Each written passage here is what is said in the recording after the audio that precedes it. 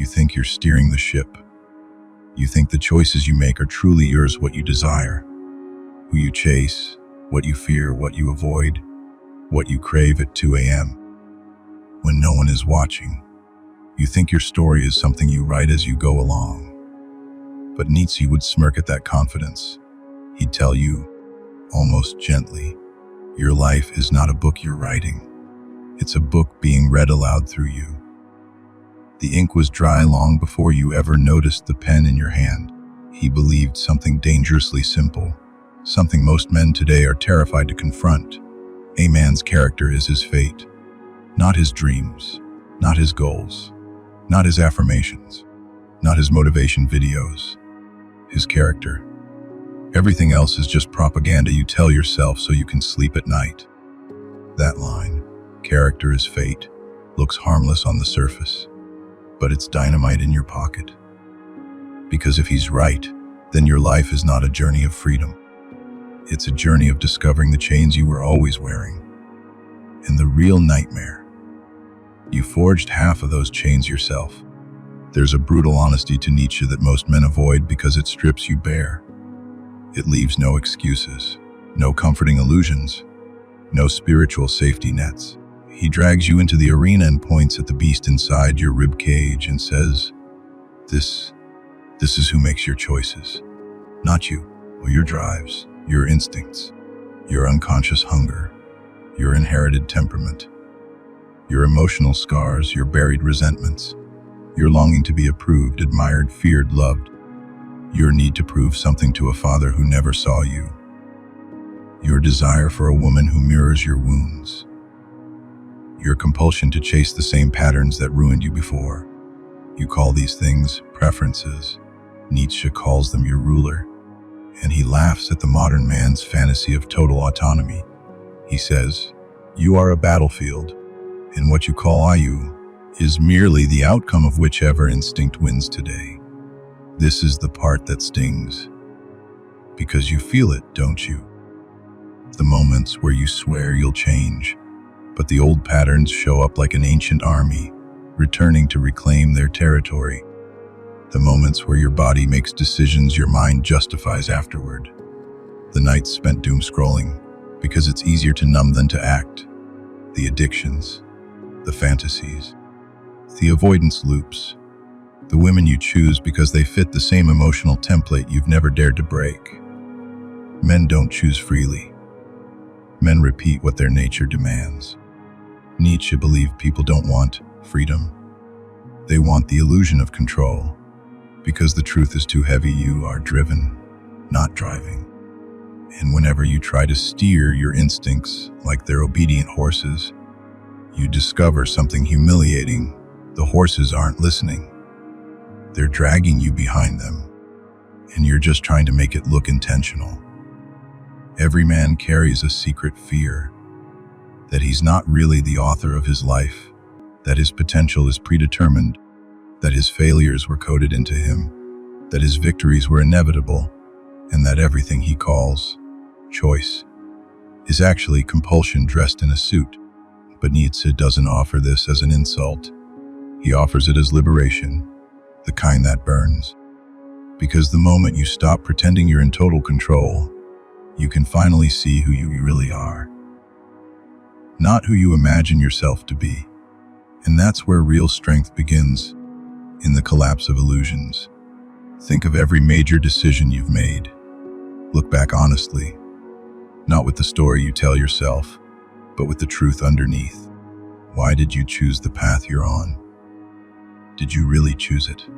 Or did it choose you? Was it the rational, conscious you that decided? Or was it the version shaped by childhood, culture, instincts, fears, trauma, ego, attraction, biology, temperament? Nietzsche would tell you, you've never made a free decision in your entire life. You've merely followed the strongest necessity within you.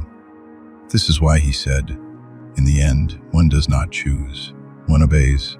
A harsh yes. But doesn't it feel true? You don't choose who you desire.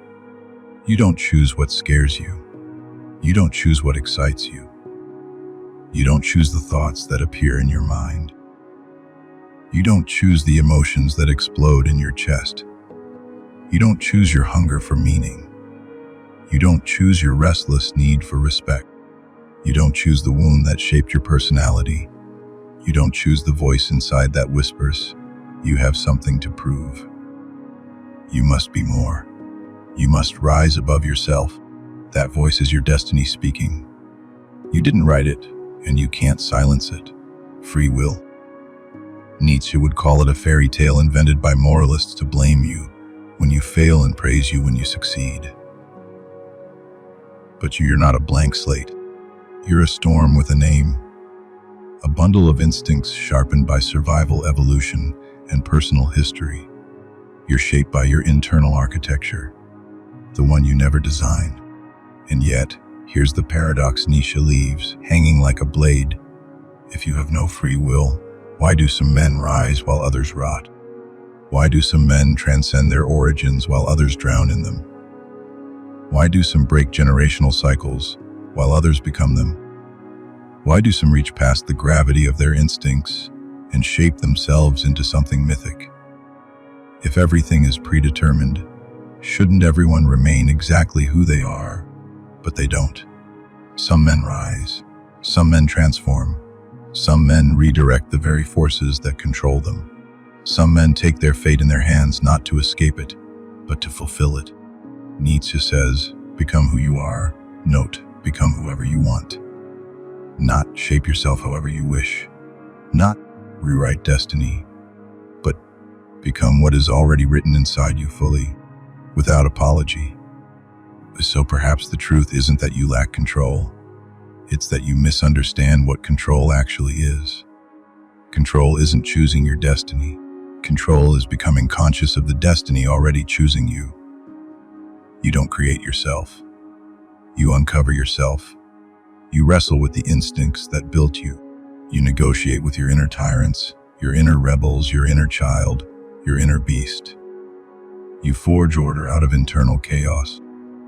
You channel what controls you instead of pretending you're above it. And in that brutal honesty, in that surrender to the architecture of your nature, you become dangerous, not because you control your instincts, but because you finally align with them. This is where the nightmare becomes the awakening. Most men are slaves because they're sleepwalking. They're controlled by forces they refuse to acknowledge. Their appetites run them. Their fears limit them. Their insecurity shapes their relationships. Their trauma defines their identity. Their desire for validation builds their life decisions. Their avoidance habits shape their fate. A man who believes he has free will never questions these forces. He thinks he's choosing. He thinks he's above his own biology, ego, trauma, history. But a man who realizes he's not in control, that man awakens like someone who sees the puppet strings above him for the first time. And once you see the strings, you can pull them yourself. That's the Nietzschean twist. Not that free will is an illusion, but that true power begins only after you admit it. Because men who cling to free will stay small. They waste time pretending. They run from instincts instead of mastering them. They hide from inner drives instead of channeling them. They lie to themselves about who they are instead of confronting it. But the man who says, "I am driven by forces I do not choose, but I will command them once I understand them," that man becomes the architect of his destiny, not because he is free, but because he becomes the commander of the army already inside him.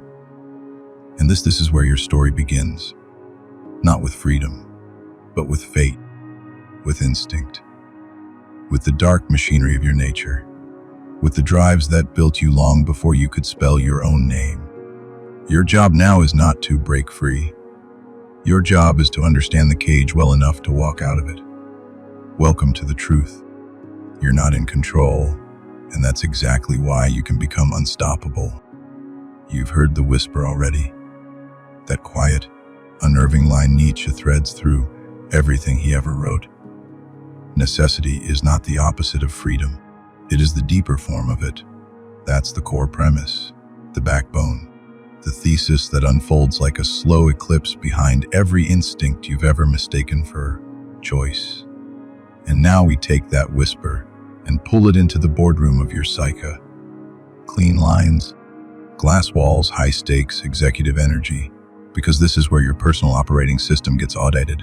No filters, no PR team, no emotional HR firewall, just you and the hard data of your nature.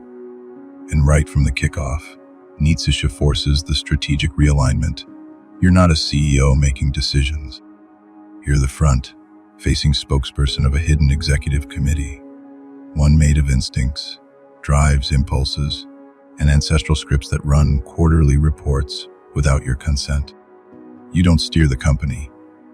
You announce the decisions, and you do it with confidence, because your mind is the ultimate corporate comms department, slick, persuasive, very good at spinning instinctual necessity into rational choice.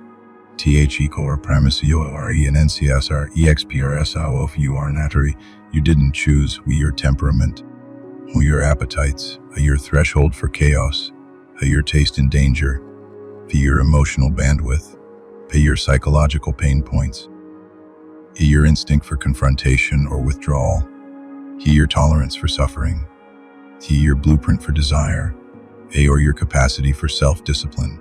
All of that was baked in like a product spec sheet. You arrived stamped with a default configuration. Updates came early. Childhood trauma, social pressure, the hunger for admiration, the fear of shame. But the motherboard, that was never in your hands. And Nietzsche says, a man is a piece of fate, not a blank slate, not a fully autonomous agent scribbling goals into thin air, but a trajectory, a vector, a living expression of forces converging through him. This isn't moralizing. There's no guilt, no blame, no shame here. Just operational clarity.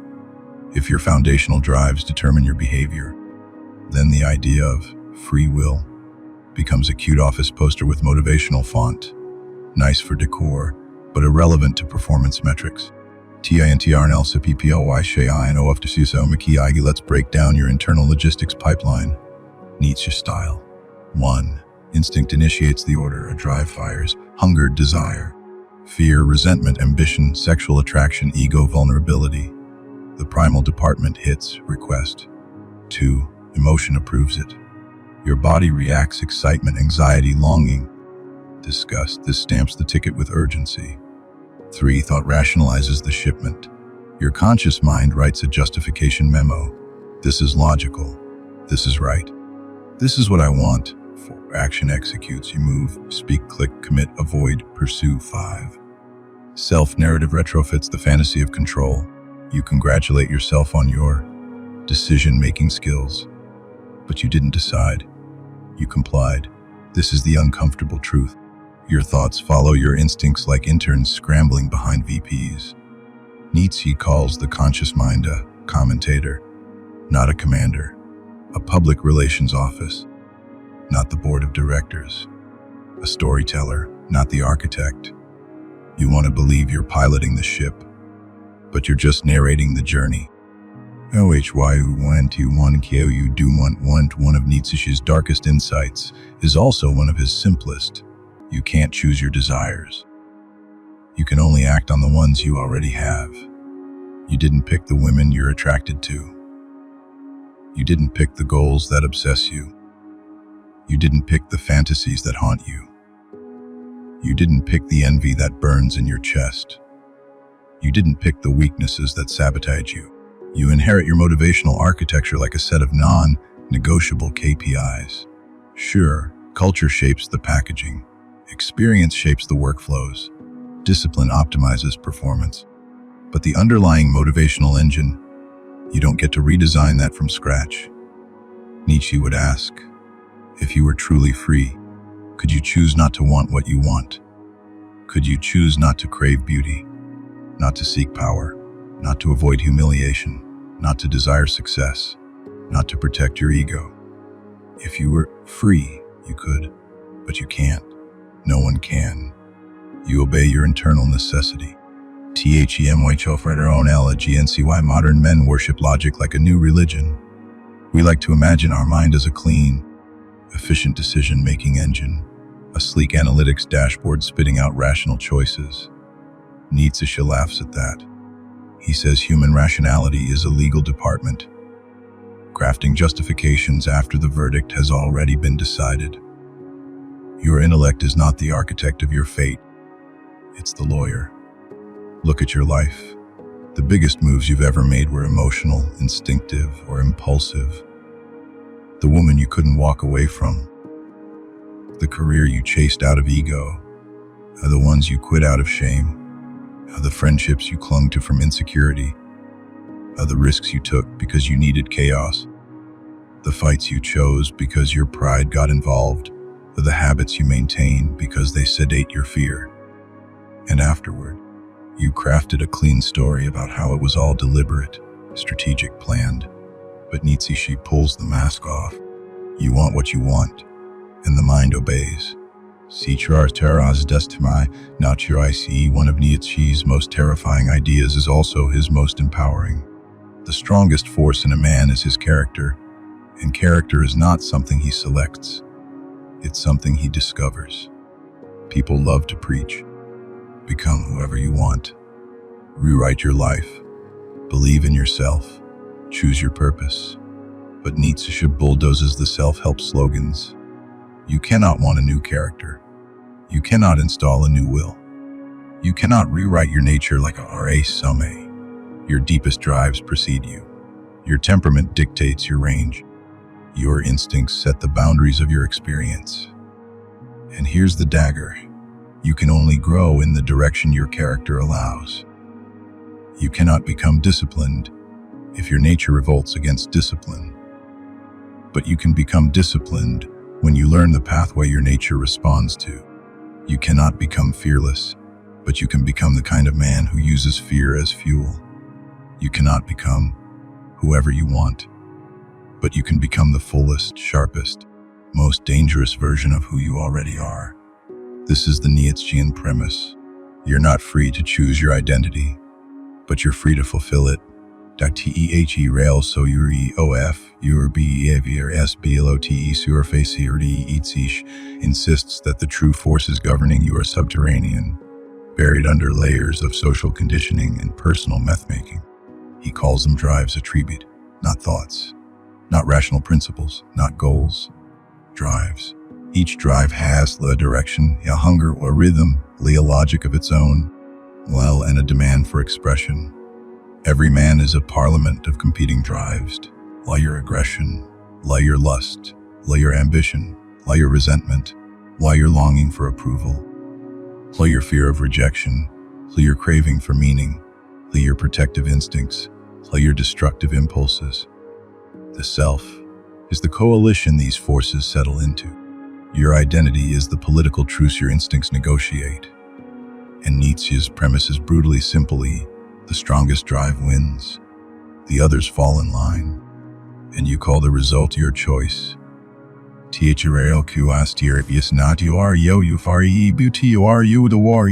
the operational pivot point. Nietzsche doesn't care whether free will exists. He cares whether you know what drives you. Most men don't. Most men live like unconscious interns, running errands for internal forces they've never met. They think they have habits, but their habits have them. They think they chose their values, but their values were installed like software. They think they want success, but what they actually want is validation, status, security, love, revenge, or escape. The question that determines your destiny is not, do you control your life? It's, do you even know what controls you? If you don't, you're a puppet with swagger.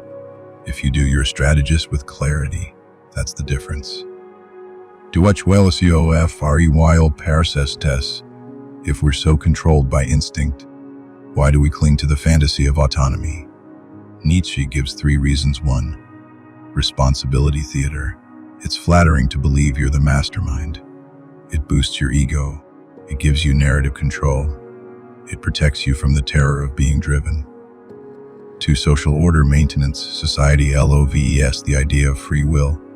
It allows us to punish, Reward, shame, moralize, control, manipulate, and maintain hierarchy. Free will is convenient for institutions. It's a management tool. 3. Existential comfort. If you don't have free will, you don't get moral points. You don't get cosmic applause. You don't get spiritual bonus credit for being good. The fantasy of free will gives men a sense of cosmic agency. Without it, life looks deterministic, fated, prescripted. But Nietzsche says, you cling to free will not because it is true, but because you are afraid of who you would be without it. He's right. If you drop the illusion, you're left staring at raw necessity, and that terrifies men who don't know themselves. No sugar in the pill, just raw philosophical caffeine. You are not free agent.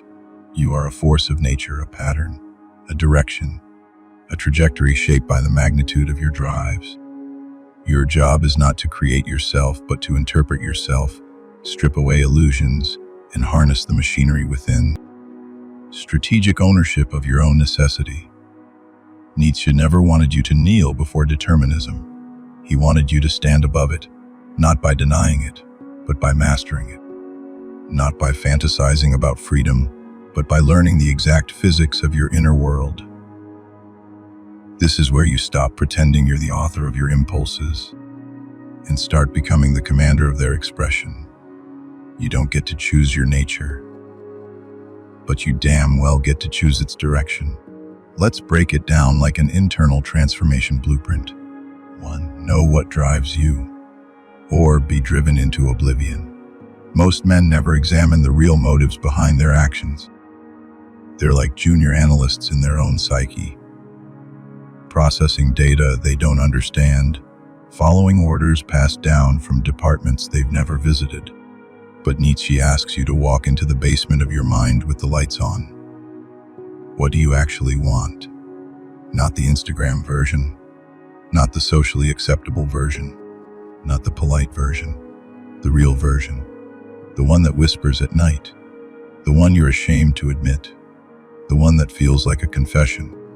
Every man has a few primal drives that shape everything: a dominance, a recognition, security, seduction, a mastery, a meaning, a vengeance, escape, creation, chaos. Which ones are yours?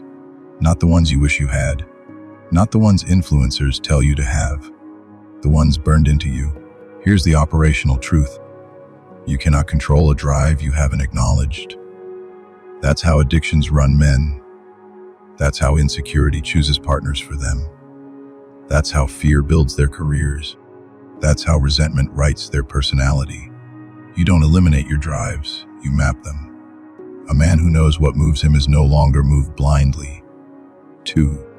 You are not weak because you are controlled. You are weak because you are unaware. There is no shame in being shaped by necessity. Trees grow toward the sun. Rivers follow gravity. Stars collapse into themselves. Everything in nature obeys its law. Why should you be different? Weakness comes from denial. You are weak when you pretend you're above instinct. You are weak when you hide from your ambition. You are weak when you refuse to admit your hunger for power. You are weak when you call your fear logic. You are weak when you call your avoidance rationality. You are weak when you call your jealousy moral standards. A strength begins the moment you tell the truth. My instincts rule the kingdom. I am here to rule the instincts. This is how necessity becomes your weapon instead of your prison. 3. The only real power is a direction, not origin. You didn't choose your temperament. You didn't choose your triggers. You didn't choose your wounds. You didn't choose your desires. You didn't choose your subconscious patterns. But you can choose this, where you point them. You can aim jealousy toward self-improvement. You can aim ambition toward creation instead of comparison. You can aim aggression toward discipline and boundaries. You can aim fear toward preparation. You can aim loneliness toward connection. You can aim desire toward mastery. You can aim your instincts like a strategist, instead of letting them scatter like shrapnel. That's the Nietzschean formula. You cannot choose your drives, but you can choose their battlefield. And once you choose the battlefield, your drives stop sabotaging you. They start fueling you. Stop trying to control yourself. Start commanding. Self-control is a myth. It's a weak man's fantasy. What you call self-control is usually just suppression, avoidance, attention, a white-knuckling moral performance. Command is different. Command is the power to channel your necessity into productive expression. Think of a general. He doesn't control soldiers by forcing them into unnatural behaviors. He directs their natural aggression, loyalty, and fear into coordinated action. Your instincts are your troops. Stop trying to discipline them into silence. That only creates internal mutiny. Start commanding them into alignment. A man at war with himself loses every battle. A man who directs himself conquers everything. 5. You must become the strongest force within you. Nietzsche's universe is brutal. The strongest force wins, always. If your strongest force is a fear, you retreat. A resentment, you sabotage. A lust, you chase shadows. Insecurity, you avoid risk. Ego, you perform instead of becoming. A comfort, you stay small. A guilt, you self-destruct. A shame, you disappear. But if your strongest force becomes a purpose, a discipline, a ambition, a creativity, a resilience, self-respect, a will to power, then everything else bows. You cannot delete your weaker forces. You overpower them. Not by denying their existence, but by raising your dominant instinct to such magnitude that the others fall into rank. A king does not negotiate with every whisper in the court. He speaks, and the room aligns. You must become that king internally. 6. Destiny is not preventable, but it is shapeable. Nietzsche believed you cannot escape your nature, but you can surpass it. That's the paradox he leaves as the crown jewel. You cannot become someone else, but you can become the highest possible version of the man you already are. Destiny is a direction, not a cage. Your job is to walk it consciously instead of sleepwalking into it. You do not choose the mountain. You choose how high you climb. You do not choose the storm. You choose whether you learn to sail. You do not choose your nature. You choose your expression of it. This is the essence of Nietzsche's hero. A man who says why yes to the forces that built him and then directs them upward. He doesn't destroy his instincts. He sharpens them. He doesn't silence his drives. He orchestrates them. He doesn't resist necessity. He rides it like a wave. He doesn't fight fate. He fulfills it. 7. The man who embraces necessity becomes godlike. Here's the dangerous part. The part Nietzsche buried under metaphors, because the idea is almost radioactive. The man who accepts he's not in control gains a level of inner power that looks supernatural. Why? Because he stops wasting resources fighting himself.